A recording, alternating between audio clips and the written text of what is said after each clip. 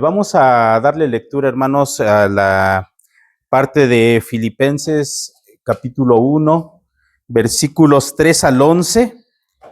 Voy a dar lectura a esta porción de la Escritura. Está en la versión Reina Valera revisada. Van a ver algunas poquitas diferencias, pero la esencia es lo mismo. Dice la palabra del Señor: doy gracias a mi Dios siempre que me acuerdo de vosotros, rogando siempre en todas mis oraciones con gozo por todos vosotros, por vuestra comunión en el Evangelio desde el primer día hasta ahora, estando persuadido de esto, que el que comenzó en vosotros la buena obra, la perfeccionará hasta el día de Jesucristo. Como me es justo sentir esto de todos vosotros, por cuanto os tengo en el corazón y en mis prisiones y en la defensa y consolidación del Evangelio, todos vosotros sois participantes conmigo de la gracia, porque Dios me es testigo de cómo os añoro a todos vosotros con el entrañable amor de Jesucristo. Y esto pido en oración, que vuestro amor abunde aún más y más en conocimiento perfecto y en todo discernimiento, para que sepáis aquilatar las cosas más importantes, a fin de que seáis sinceros e irreprensibles para el día de Cristo, llenos de frutos de justicia que son por medio de Jesucristo, para gloria y alabanza de Dios. Bien, vamos entonces a comenzar, hermanos, en esta porción de la Escritura.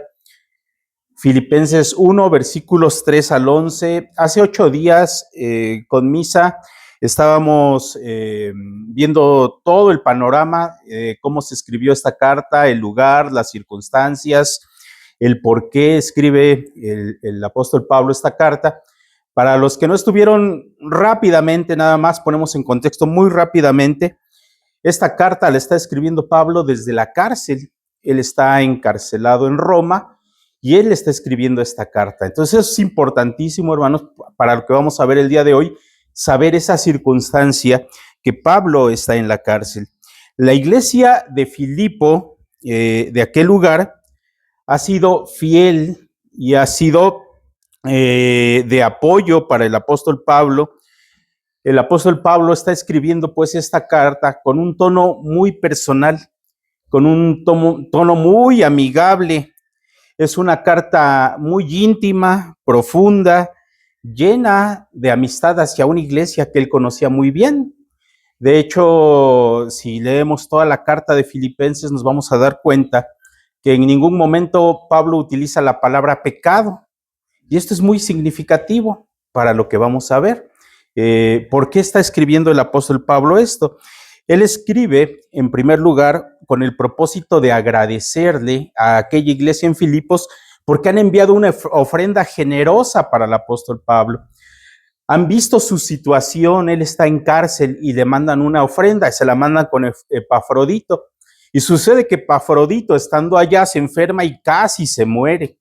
Y entonces el apóstol Pablo les dice a los filipenses: bueno, les escribo primero para agradecerles, les escribo para decirles que Epafrodito pues estuvo a punto de morir y ya va de regreso con ustedes. No se preocupen más por lo que está pasando con Epafrodito.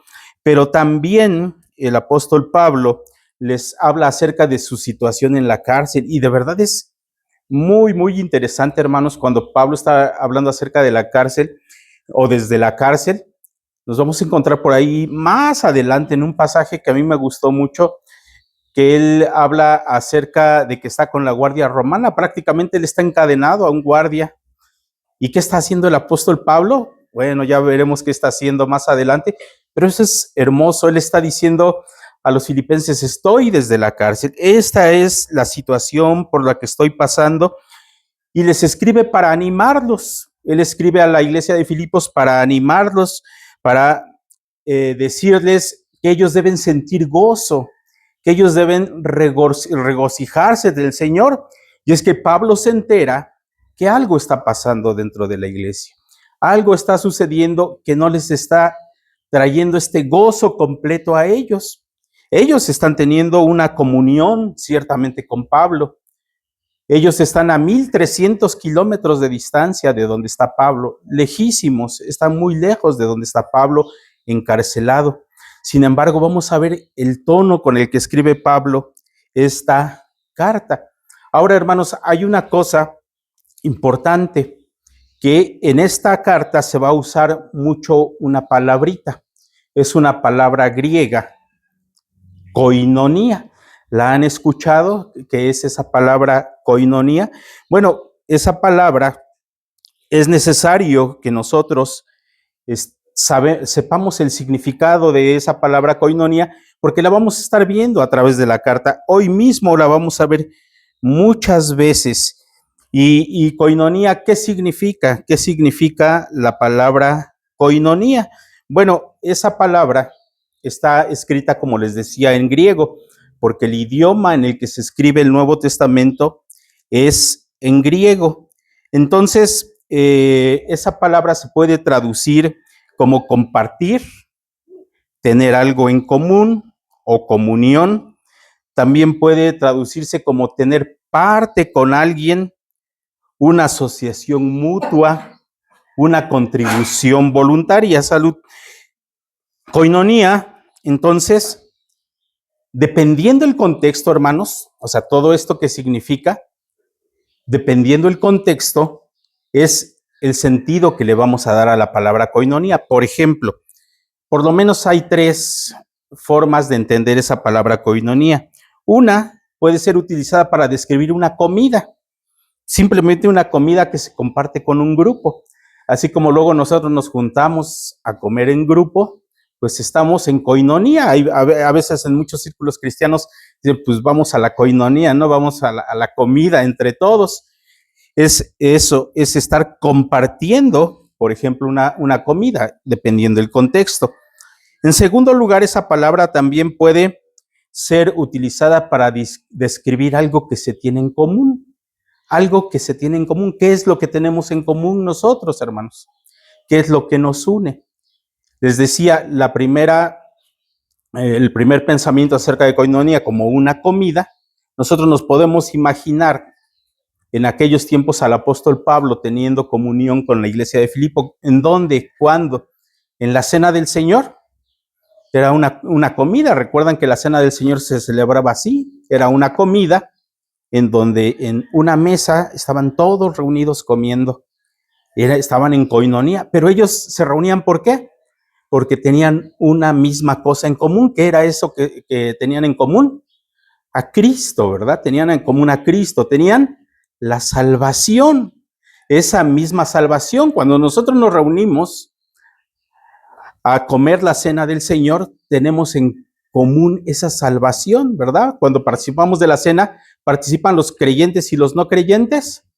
No solamente los creyentes, porque somos los que tenemos en común la salvación. Tenemos en común una fe, un bautismo, un mismo Señor. Pero también, en tercer lugar, la palabra koinonía se puede utilizar refiriéndose a la participación. ¿Qué sucede, por ejemplo, en la cena del Señor? Se reúnen a comer, ¿cierto? Tienen algo en común, que es la salvación, que es Cristo, pero también es la participación. Es decir, hay una participación activa, una participación de eso que tenemos en común. ¿Y de qué estaban participando aquellos hombres en aquella iglesia? Estaban participando de la salvación, pero de la resurrección también de Cristo. Nosotros también participamos. Entonces, ¿ven estos elementos en la koinonía? Están juntos, están con algo que los vincula, que los tiene en común, pero todos participan también, ¿verdad? Todo esto es koinonía y lo tengamos presente, hermanos, porque lo vamos a estar viendo a través de este pasaje. Entonces, hermanos, vamos al pasaje, versículo 3 al 11, y si ustedes siguen el bosquejo, lo hice en forma de preguntas. Algo muy interesante para poder analizar un texto es preguntarle al texto, al mismo texto que nos está diciendo. Y en primer lugar, ¿qué le podíamos preguntar al texto? A esta porción 3 al 11. ¿Qué está haciendo Pablo en este pasaje? ¿Qué está haciendo, hermanos, Pablo en este pasaje? Él está allá, vimos desde la cárcel, está hablando a la iglesia de Filipos, pero ¿acaso Pablo está respondiendo alguna pregunta, como en el caso de la carta a los Corintios? ¿O está hablando acerca de verdades fundamentales, como lo hace allá en Romanos? ¿Les está llamando la atención a aquellos hermanos? ¿Qué está haciendo el autor? ¿Está dando gracias a Dios por ellos? ¿Sí? ¿Está orando? Bueno, lo que está haciendo el apóstol Pablo, lo que está haciendo el autor, es estar diciéndoles a estos hermanos en Filipos que él está orando. Entonces él les está contando que está orando, ¿verdad? Le está diciendo, yo estoy orando por ustedes. Yo estoy aquí orando por todos vosotros. Y vean cómo Pablo es muy enfático. Si vamos rápidamente al versículo 4, él dice, pido a Dios con gozo por todos vosotros. En el 7 dice, a todos vosotros los tengo en el corazón y todos ustedes son participantes conmigo en la gracia. Luego en el versículo 8 les dice, a todos vosotros los amo con amor o el entrañable amor de Jesucristo. 4 veces al menos, Pablo les está haciendo notar a la iglesia en Filipos que él está orando por ellos. Entonces Pablo les está diciendo, yo estoy orando por ustedes, por todos ustedes estoy orando, por todos ustedes estoy orando. Pablo no está diciendo estoy orando por los de la fila del frente, ¿verdad? Porque siempre los del frente son los más aplicados, ¿verdad? Los más espirituales, no, o por los de allá, de atrás, porque pues ellos están poniendo más atención incluso. No está diciendo el apóstol Pablo, yo estoy orando solamente por algunos de ustedes, pero por Evodia, no, y por Síntique sí. O al revés, recuerdan, y esto lo vamos a ver más adelante, qué está pasando con Evodia y Síntique más adelante. Él no dice, no estoy orando por este, él dice, por todos ustedes. Así que cuando los filipenses reciben la carta, ninguno de ellos puede decir, por mí no está orando el apóstol Pablo. Él está diciendo, por todos ustedes estoy orando. Y Pablo, vean el tono que utiliza para escribirle a aquella iglesia. Es un tono de gran amistad, un tono de confianza, un tono de intimidad con el que está hablando. Entonces, ¿qué está haciendo el apóstol Pablo? Les está diciendo que está orando. Ahora, ¿cómo está orando? Es la siguiente pregunta. ¿Cómo está orando Pablo? ¿Cómo estructura Pablo esta oración? Y a veces somos muy dados a analizar, por ejemplo, el Padre Nuestro o algunas oraciones en la Escritura. Aquí Pablo lo está haciendo de una forma muy sencilla. Él está estructurando una oración. ¿En qué? Él está diciendo primero que agradece, ¿sí? Lo primero en su oración es agradecimiento. Lo segundo que está haciendo es justificar por qué él agradece. Fíjense que eso es interesante, porque les dice, yo estoy agradecido por todos ustedes, yo le agradezco a Dios en mis oraciones, cada que me acuerdo de ustedes, yo les agradezco, pero él va a justificar por qué. ¿Por qué estoy orando así? ¿Por qué les estoy agradeciendo a Dios? ¿Por qué estoy pidiendo a Dios? Y luego, en tercer lugar, él va a estar pidiendo por ellos. Entonces es una oración de gratitud y de petición, ¿verdad? Bien fácil. Pues vamos a la primera parte. Es de los versículos 3 al 6, Pablo agradece a Dios. Ahora preguntamos, ¿por qué razones da Pablo gracias a Dios? ¿Por qué le está dando gracias Pablo a Dios? ¿Qué es lo que le impulsa a Pablo a decir, doy gracias a mi Dios siempre que me acuerdo de vosotros? Fíjense, versículos 3 al 6 dice, doy gracias a mi Dios siempre que me acuerdo de vosotros, siempre en todas mis oraciones, rogando con gozo por todos vosotros. Fíjense bien, por vuestra comunión en el Evangelio.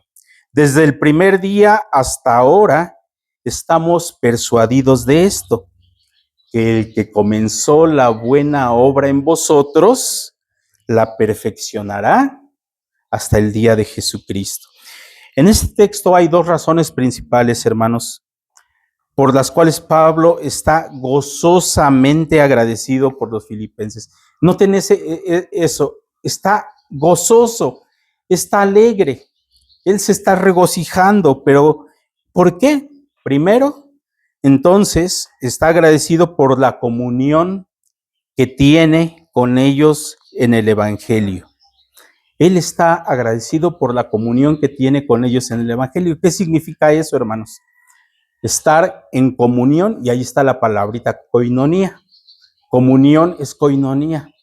Está en koinonía en el Evangelio. ¿Qué significa eso? Él está agradecido con ellos y está diciendo: doy gracias a mi Dios por vuestra comunión en el Evangelio. Y esa palabra comunión, les decía, está traducida de koinonía, de esa palabrita. Es una comunión de mutua participación. Pablo estaba recordando, cuando él ora al Señor, él recuerda a los filipenses. ¿Y qué está recordando de aquella iglesia? Lo que tenía con ellos en común, el Evangelio. Y están, les decía, a 1,300 kilómetros de distancia. Pero dice Pablo, desde el primer día que lo conoció hasta ahora. ¿Saben cuánto tiempo ha pasado? Desde el primer día que conoció a aquella iglesia, que llegó a aquel lugar hasta ahora, han pasado 10 años. 10 años han pasado. Y Pablo está recordando y dice: desde el primer día, cuando llegué yo a aquella iglesia, ¿recuerdan lo que nos decía Misa hace 8 días? ¿Cuáles fueron los inicios de aquella iglesia? ¿A quién encontró Pablo primero? A las mujeres orando, ¿verdad? Y a Lidia, ¿recuerdan? La vendedora de púrpura. Y luego va a encontrar al carcelero, le va a hablar al mismo carcelero que estaba allá por quitarse la vida. Y se va formando aquella iglesia en Filipos. Y Pablo dice: me acuerdo de ustedes perfectamente hace 10 años, desde el inicio y hasta ahora. Porque la iglesia de Filipos ha dado testimonio todo este tiempo de que ellos han participado en el Evangelio. ¿Cómo ha participado en el Evangelio aquella iglesia, hermanos, en Filipos? Ellos siguen predicando la palabra de Dios. Ellos siguen evangelizando. Ellos siguen ayudando a la obra del Señor. Y lo vemos con esta ofrenda que le mandan al apóstol Pablo. Ellos están participando en el Evangelio. Entonces, ¿qué hay ahí, hermanos? Hay comunión. ¿Los une qué? El Evangelio. A pesar de toda la distancia que hay, Pablo dice: yo me acuerdo de ustedes. Yo me acuerdo perfectamente de ustedes desde el primer día y hasta ahora, que ustedes han sido partícipes conmigo. Y fíjense que la iglesia en Filipos no solamente está predicando, está evangelizando, está aportando, ellos están sufriendo también. Pablo está sufriendo en la prisión. ¿Y saben qué están haciendo ellos? Juntamente con Pablo están sufriendo. También. Vean todo lo que une al apóstol Pablo con aquella iglesia de Filipos. Y Pablo dice: estoy gozoso por ustedes. La iglesia en Filipos no era una iglesia que se había quedado estancada. Sería muy triste que Pablo dijera: hace 10 años que comenzó la obra, todo iba muy bien. Y de repente no sé qué pasó, que empezó a haber problemas y ya nadie predica y ya nadie envía y ya nadie ayuda. No habría motivo de gozo, ¿verdad? No habría motivo de gozo por el cual Pablo hablara, pero no es el caso. El caso de esta iglesia es una iglesia que no está estancada, es una iglesia que está involucrada en el avance del Evangelio. Desde el principio y durante los 10 años que han transcurrido, esto le trae gratitud al corazón de Pablo. Él dice: cuánto gozo tengo porque ustedes estén participando conmigo en el Evangelio. ¿Se dan cuenta de la coinonía que hay entre Pablo y aquella iglesia de Filipos? Es importantísimo, hermanos, que nosotros tengamos comunión. Y creo ciertamente que estamos teniendo comunión en el Evangelio, ¿no es cierto? Estamos evangelizando, estamos reunidos aquí, estamos gozosos en empezar esta obra en este lugar. Y hermanos, en nuestras oraciones, ¿cómo hemos de pedir al Señor? ¿Cómo hemos de orar? Con gratitud, hermanos, con gratitud, cada que me acuerdo de ustedes. Y no está diciendo Pablo, cada que me acuerdo de ustedes. No, no, no. Él está diciendo todas las veces que vienen a mi memoria. ¿Y saben por qué? Porque él dice, los llevo en el corazón. Y cuando alguien se lleva en el corazón, hermanos, se lleva a todos lados y para siempre. Y él los tiene ahí mismo en la cárcel. ¿Ven las circunstancias del apóstol Pablo? Él está en la cárcel. ¿Qué motivo habría para que él se regocijara? El gozo, mis hermanos, que el apóstol Pablo le está diciendo a aquellos hombres, no es el gozo que el mundo da. No es la felicidad que el mundo ofrece, porque el mundo lo ofrece de acuerdo a las circunstancias. Y hermanos, ese gozo que el apóstol Pablo está hablando no tiene que ver con las circunstancias. Él puede estar en la cárcel, él puede estar enfermo, él puede estar siendo perseguido. Hermanos, nosotros podemos estar sin trabajo, podemos tener mucho trabajo que ya no sabemos qué hacer, o podemos tener muchas circunstancias en nuestra vida y tenemos gozo. ¿Será que estamos buscando el gozo y la felicidad que este mundo da? Porque el gozo que el apóstol Pablo se refiere no tiene que ver con las circunstancias. El gozo que el apóstol Pablo está diciendo tiene que ver con la coinonía en el Evangelio, con la comunión, con mis hermanos, con ustedes en el Evangelio. Es un motivo de gozo para Pablo en su prisión. Pero fíjense este segundo punto, hermanos, este es muy, muy importante. Por lo segundo que Pablo agradece a Dios en sus oraciones, ¿es por qué? Por la seguridad que tiene de que Dios es fiel en completar la buena obra que comenzó en ellos. En primer lugar, Pablo les ha dicho, yo estoy agradecido por lo que ustedes tienen conmigo, esa coinonía en el Evangelio. Él está poniendo su foco en la iglesia, dice, en ustedes. Pero ahora Pablo mira hacia arriba y le dice a Dios, tú eres fiel y tú vas a completar la buena obra que has comenzado en mis hermanos. Pablo está persuadido de eso, está completamente convencido. No cabe duda ni en la mente ni en el corazón de Pablo que Dios es quien ha comenzado la buena obra y Él la va a terminar. ¿Hasta cuándo? Hasta el día de Jesucristo, hasta la venida de nuestro Señor Jesucristo nuevamente. Eso trae gratitud en el corazón de Pablo. ¿No es de dar gozo, hermanos? Saber que el que comenzó la obra aquí, el que comenzó la obra en su corazón, la va a llevar a su fin hasta que el Señor regrese. ¿No les da gusto, hermanos, de que usted y yo estamos en ese proceso, pero el Señor nos va a completar cuando Él venga en su venida? Y Él va a completar aquella obra en nosotros. Y Él está convencido de que el Señor va a perfeccionar aquella obra. Y Él está diciendo, todo este tiempo que ustedes han demostrado esa fidelidad al Señor, todo ese tiempo que ustedes han mostrado esa coinonía en el Evangelio, no es algo pasajero, hermanos. Esto que nosotros estamos viviendo no es algo pasajero. No es algo de lo que nos hayamos convencido racionalmente.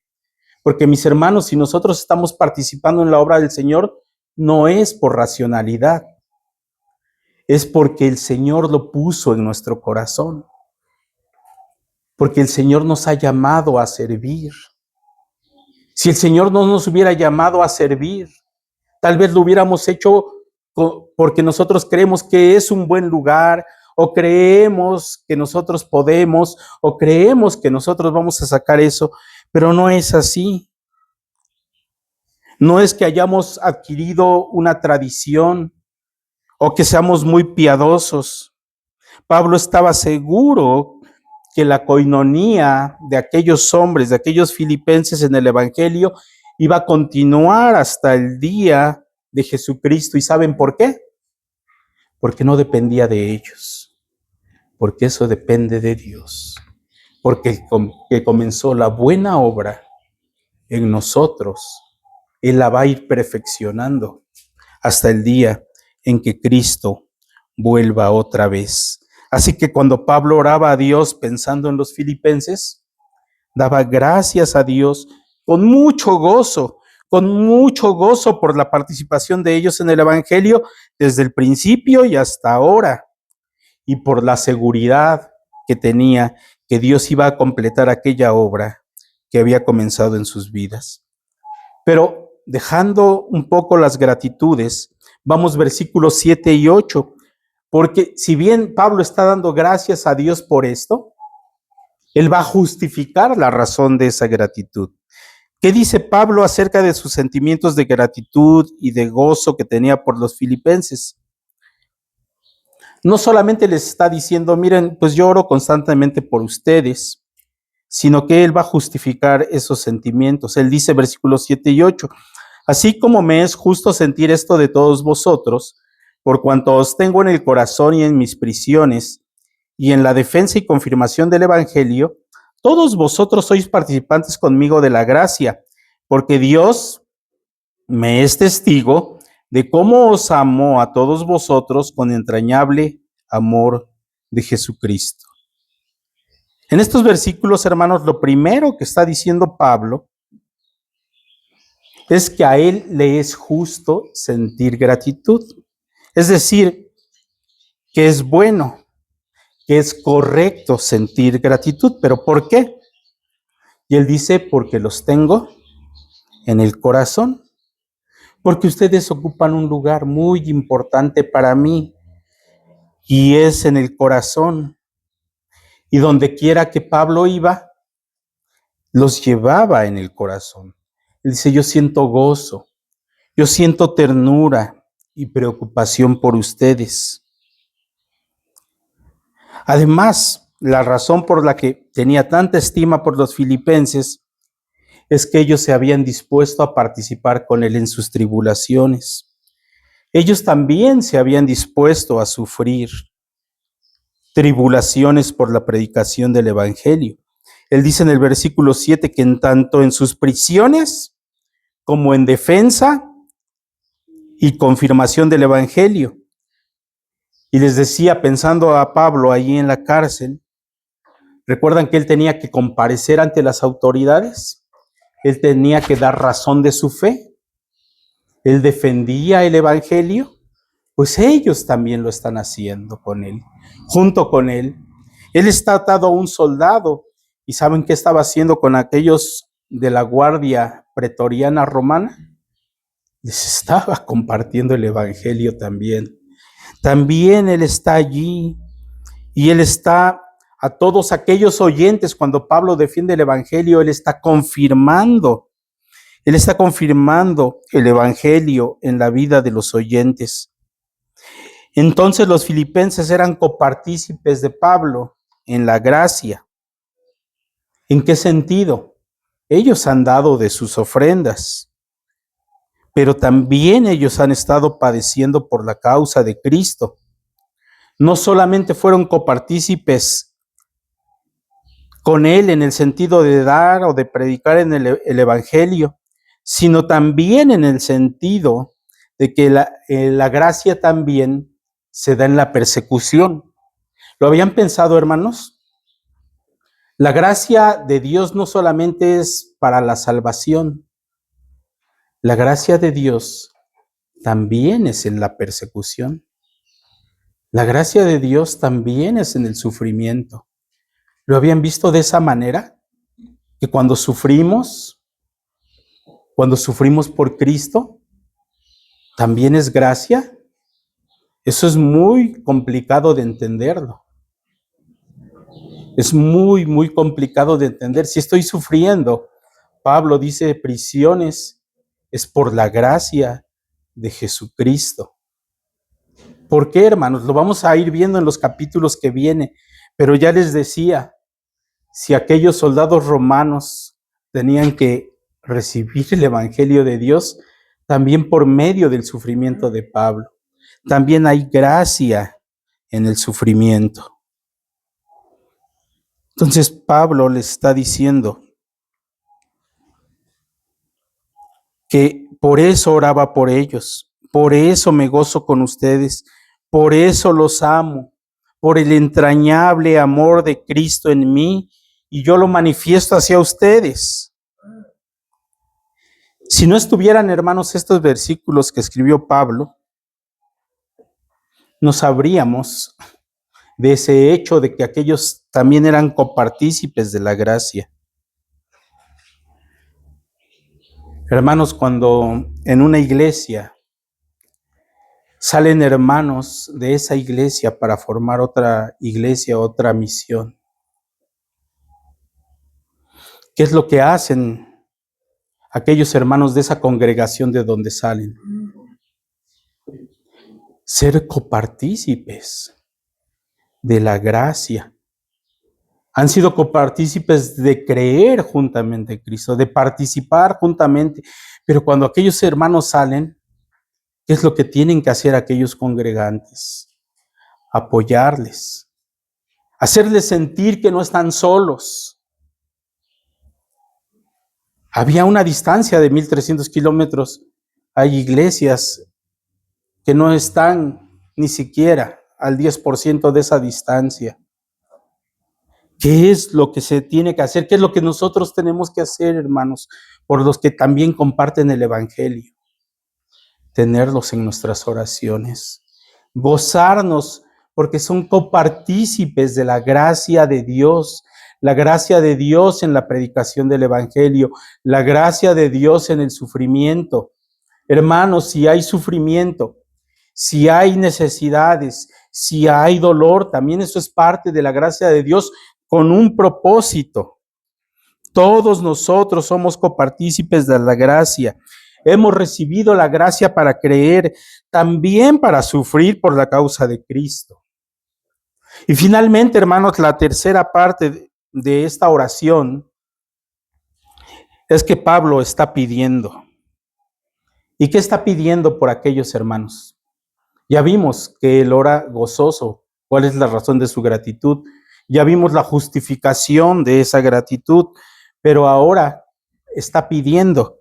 Y dice, y esto pido en oración, que vuestro amor abunde más y más en ciencia y en todo conocimiento. ¿Por qué está pidiendo Pablo?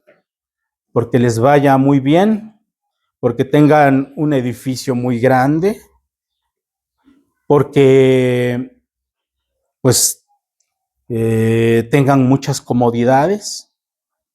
Pablo no está pidiendo, no está pensando en las necesidades materiales. Pablo no está pensando en las comodidades de ellos. Pablo se centra en la conducta de aquellos filipenses, en la manera de vivir de ellos en este mundo. Se concentra en los parámetros que ellos tienen para su vida cristiana. Él se preocupa por cuáles son los motivos de ellos a participar en el Evangelio. ¿Cómo es que toman decisiones? ¿Cómo es que viven? ¿Para qué viven todo eso? Eso es lo que le preocupa al apóstol Pablo. A él no le preocupan las comodidades, las necesidades. Pablo pide porque el amor de los filipenses abunde más y más en ciencia y en todo conocimiento. Pablo quería, hermanos, que ellos tuvieran un amor creciente. Un amor creciente. Que se pudiesen amar cada día más y mejor. ¿Lo ven, hermanos? Hemos orado nosotros por nuestros hermanos. Cada día su amor se aumente más y más. Que nuestro amor cada día sea más grande, cada vez. Pero es un amor, hermanos, que tiene que estar o ser con conocimiento. Es un amor que es diferente al amor que el mundo piensa. El amor que marca la diferencia entre los que son los discípulos de Cristo y los que no recuerdan sus palabras. Cuando Jesús le dijo a sus discípulos, ¿en qué se diferencian ustedes del mundo? ¿En qué? En que se aman los unos a los otros. Pablo estaba pidiendo para que la iglesia fuera lo que marque la diferencia entre aquel mundo romano y aquel mundo griego que vivían. Pablo no solamente está pidiendo por buenos sentimientos, por buenas intenciones. El amor no precisamente son emociones, también es conducta, también son acciones. Y el amor se ejercita, hermanos. Todos los días se ejercita. Todos los días se ejercita. El amor se manifiesta mediante acciones. Un amor que se ejercita mediante el conocimiento, el discernimiento sabio. Así es que Pablo no estaba orando por un amor solamente de palabras, sino de un amor que encamine a los hermanos a vivir como Cristo quiere que vivan. ¿Cuál es el propósito entonces, hermanos, de esa petición? Ya sabemos que Pablo está orando por un amor creciente, un amor que esté guiado por el conocimiento de Dios y que se ejecuta por el discernimiento sabio. ¿Pero con qué propósito pide esto? Dice, para que aprobéis lo mejor, a fin de que seáis, ¿qué? Sinceros e irreprensibles para el día de Cristo, llenos de fruto de justicia, que son por medio de Jesucristo, ¿para qué? Para gloria y alabanza de Dios.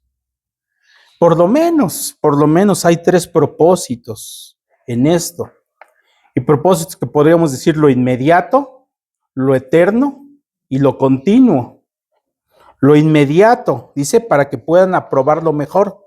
¿Saben a qué se refiere el apóstol Pablo cuando dice para que aprueben lo mejor? ¿Qué es eso? Es sabiduría para tomar decisiones. Yo quiero, mis hermanos, que ustedes sepan tomar decisiones. Nosotros tenemos decisiones todos los días. Todos los días tenemos decisiones, pero hay decisiones que tienen un efecto eterno, un efecto de eternidad. Y una de esas decisiones, mis hermanos, es precisamente seguir a Cristo, compartir el Evangelio, dar testimonio de Él, porque ahí hay vidas que pueden pasar la eternidad con Dios o sin Dios. Yo pido, hermanos, porque ustedes sepan aprobar lo mejor. Mis hermanos, nosotros, yo pido por ustedes para que tengamos sabiduría para tomar decisiones. Hay decisiones difíciles, hermanos, que tomar en esta vida. Y a veces tenemos que decidir entre seguir al mundo y seguir a Cristo. Es que tengo muchísimo trabajo, mi trabajo me absorbe y ya no tengo tiempo para seguir al Señor. Decisiones, hermanos. Decisiones. ¿Sigo al mundo o sigo a Cristo? Decisiones que son inmediatas, que tengo que tomar hoy, pero que tienen una repercusión eterna. Y Pablo está diciendo, yo oro por ustedes, hermanos, y le pido a Dios que su amor crezca en todo conocimiento para que aprobéis lo mejor, para que sepan tomar decisiones y para que vivan continuamente, para que continuamente estén tomando decisiones, para que haya frutos de justicia, frutos que produce el estar con Cristo. Nuestra vida, mis hermanos, tiene que dar frutos, frutos de justicia. ¿Y cuáles son esos frutos de justicia? Son aquellas obras que Dios ha preparado de antemano para nosotros. No son obras nuestras, es lo que Dios ha puesto en nosotros para hacer. Él quiere que nosotros podamos crecer en amor, en discernimiento, en conocimiento, que sepamos escoger lo mejor para ser sinceros e irreprensibles en el día de Cristo. Le está hablando a cristianos, no estamos hablando de la salvación. Sinceros e irreprensibles, para presentarnos delante de Cristo como, hermanos, en coinonía en el Evangelio y en esa comunión, hermanos, que los filipenses estaban teniendo. Ellos ciertamente están haciendo muchas cosas buenas, están participando en el Evangelio, pero les está faltando gozo. ¿Por qué? Ya lo veremos más adelante, hay algunas divisiones. Y dice, yo quiero que sean presentados delante de Dios sinceros, sin mancha. ¿Ustedes han escuchado acerca de la palabra sincero o sincera? ¿De dónde más o menos se originó? Eso, muy bien, hermano.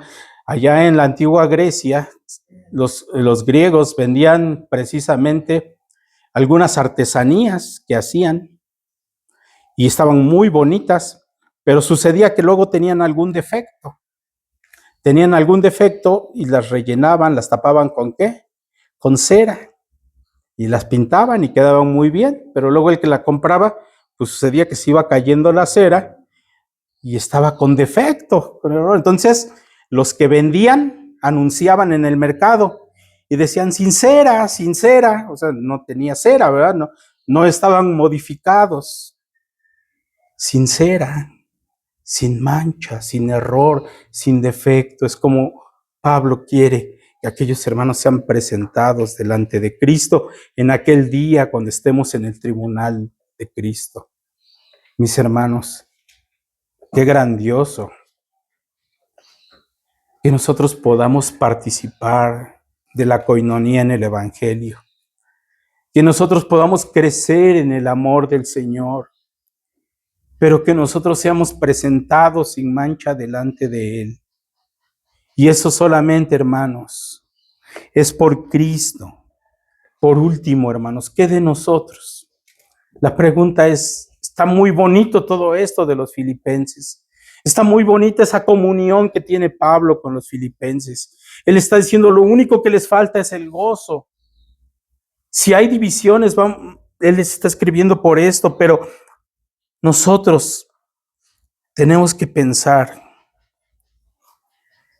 En primer lugar, hermanos, seamos agradecidos por los hermanos que Dios nos ha dado.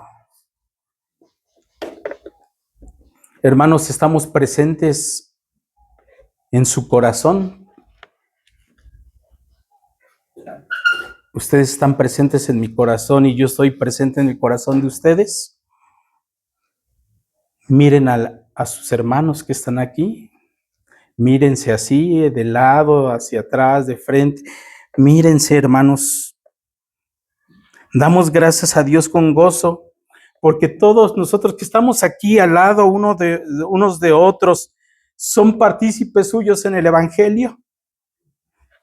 ¿Les da gozo?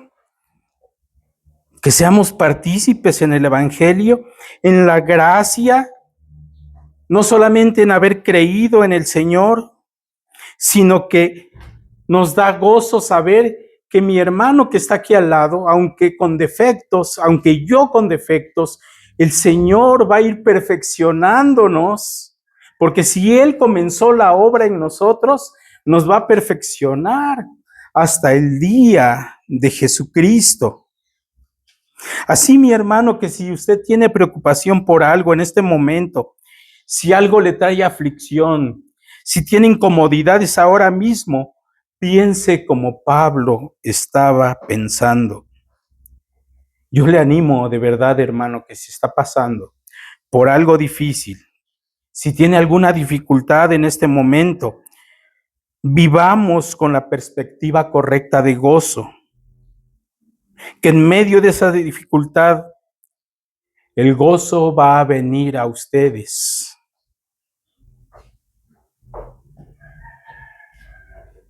En la medida en que ustedes den gracias a Dios por sus hermanos. Recuerden, las circunstancias no definen nuestro gozo. En el mundo sí. En la perspectiva que nos está dando el apóstol Pablo, no. Él puede estar encarcelado.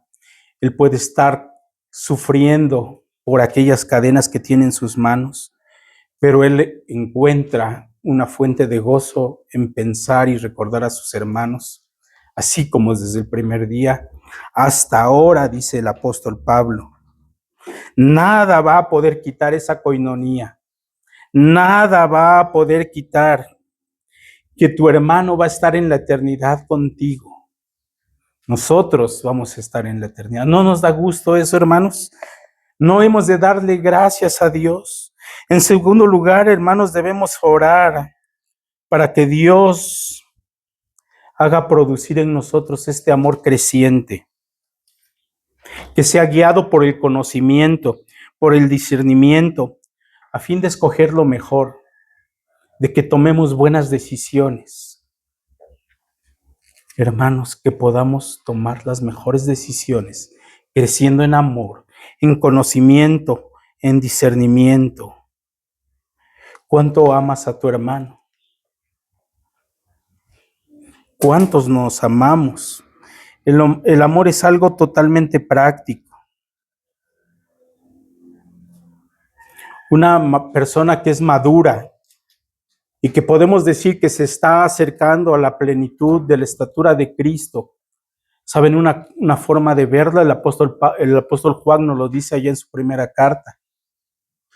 Y es cómo nos amamos unos a otros. Esa es una evidencia de que Dios permanece en nosotros y nosotros permanecemos en Él. Solamente para terminar, hermanos, Pablo, pues le dice a los creyentes que él tuvo que tomar decisiones en su vida y en un momento de su vida puso todo en balanza. Él era fariseo de fariseos. Él hablaba varios lenguajes.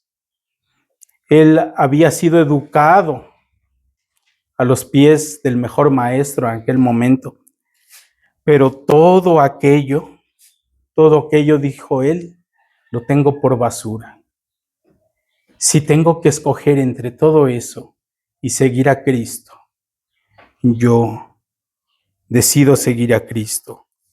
Por cuantas esas cosas eran para mí ganancia, las he estimado como pérdida por amor de Cristo, por la excelencia del conocimiento de Cristo, mi Señor, por amor del cual lo he perdido todo y lo tengo todo por basura para ganar a Cristo y ser hallado en Él, no teniendo mi propia justicia que es por la ley, sino que la que es por la fe en Cristo Jesús, a fin de conocerle y del poder de su resurrección y la participación de sus padecimientos, llegando a ser semejante a Él en su muerte. Mi querido hermano, entre tomar una decisión por el mundo y todas las cosas que el mundo me puede ofrecer, yo prefiero a Cristo. Yo prefiero a Cristo. Y anhelo vivir una vida en comunión con mis hermanos,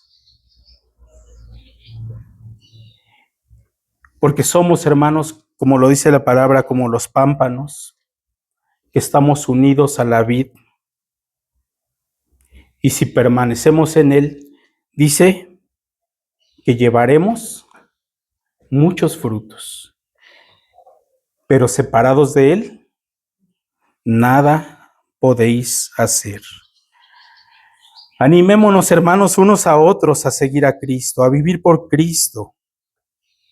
Y si esto trae gloria a Dios, incluso a morir por Cristo. Pero dice el apóstol Pablo que todo eso sea, ¿para qué? Para gloria y alabanza de nuestro Señor. ¿Recordamos? Soli Deo Gloria, ¿verdad? Que el Señor nos bendiga. Gracias.